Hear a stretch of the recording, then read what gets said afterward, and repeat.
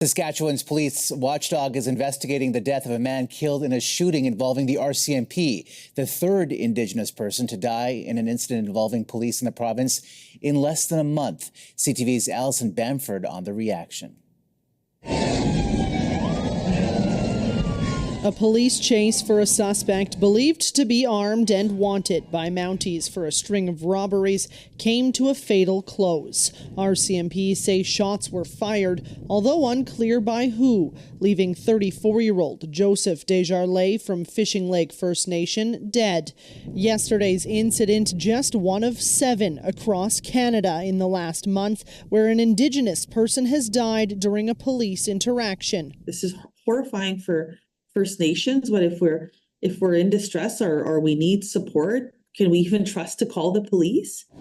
5 fatal shootings involving police happening in Saskatchewan, Alberta, Ontario, and New Brunswick since the end of August. The youngest, a 15-year-old from Samson Cree Nation in Alberta, who initially called 911 for help.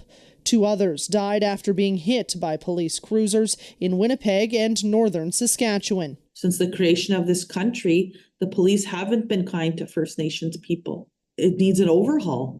The RCMP's use of force now under scrutiny, facing calls from the Assembly of First Nations to address systemic racism and introduce stronger de-escalation tactics, crisis intervention teams, and funding for Indigenous policing.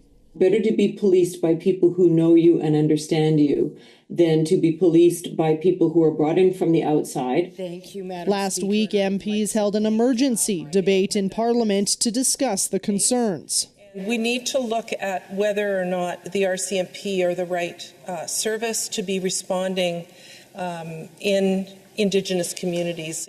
The RCMP offers its sincerest condolences. Saskatchewan Mounties saying in part, serious injury or death is never the outcome they want to happen.